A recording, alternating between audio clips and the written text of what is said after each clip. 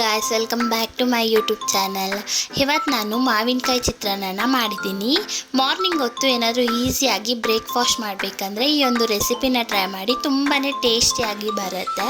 ಹಾಗೆ ಯಾರೆಲ್ಲ ನಮ್ಮ ಚಾನಲ್ನ ಹೊಸದಾಗಿ ನೋಡ್ತಿದ್ದೀರೋ ಪ್ಲೀಸ್ ಸಬ್ಸ್ಕ್ರೈಬ್ ಮಾಡ್ಕೊಂಡು ಬೆಲ್ ಐಕನ್ನ ಕ್ಲಿಕ್ ಮಾಡಿ. ಈಗ ಹೇಗೆ ಮಾಡೋದು ನೋಡೋಣ ಬನ್ನಿ.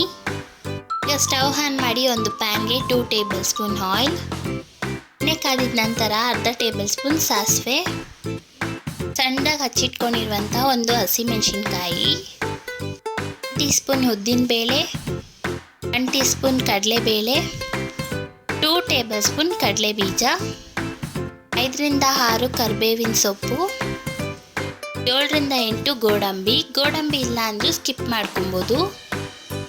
ಈಗ ಇದನ್ನು ಲೋ ಫ್ಲೇಮಲ್ಲೇ 2 ಮಿನಿಟ್ಸ್ ಫ್ರೈ ಮಾಡ್ಕೊಳ್ಳಿ. ಈಗ ನೋಡಿ ಬಣ್ಣ ಎಲ್ಲನೂ ಚೇಂಜ್ ಆಗಿದೆ. ಈಗ ನಾವು ಜಜ್ಜಿರೋಂತಹ ಶುಂಠಿ ಮತ್ತು ಬೆಳ್ಳುಳ್ಳಿನ ಹಾಕೊಳ್ಳೋಣ. ಬೆಳ್ಳುಳ್ಳಿನ 4 ತಗೊಳ್ಳಿ, ಶುಂಠಿನ ಅರ್ಧ ಇಂಚ್ ತಗೊಳ್ಳಿ. ಈಗ ಇದನ್ನು ಫ್ರೈ ಮಾಡ್ಕೊಳ್ಳಿ. ಫ್ರೈ ಮಾಡಿದ ಮೇಲೆ ತುರಿದಿಟ್ಕೊಂಡಿರುವಂತಹ ಮಾವಿನಕಾಯಿನ ಹಾಕೊಳ್ಳೋಣ.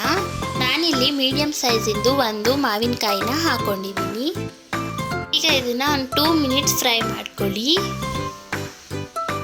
2 ಮಿನಿಟ್ಸ್ ಆದಮೇಲೆ ರುಚಿಗೆ ತಕ್ಕಷ್ಟು ಉಪ್ಪು ಹಾಗೆ 1/4 ಟೀ ಸ್ಪೂನ್ ಅರಿಶಿಣನ ಹಾಕ್ಕೊಂಡು ಮಿಕ್ಸ್ ಮಾಡ್ಕೊಳ್ಳಿ.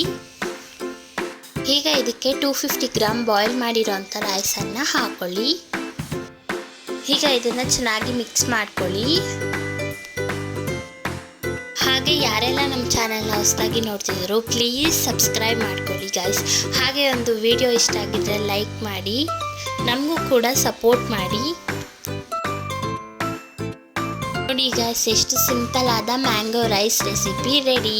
ತುಂಬಾ ಟೇಸ್ಟಿ ಆ್ಯಂಡ್ ಸಿಂಪಲ್ ರೆಸಿಪಿ. ನೀವು ಸಹ ಟ್ರೈ ಮಾಡಿ. Thank you for watching.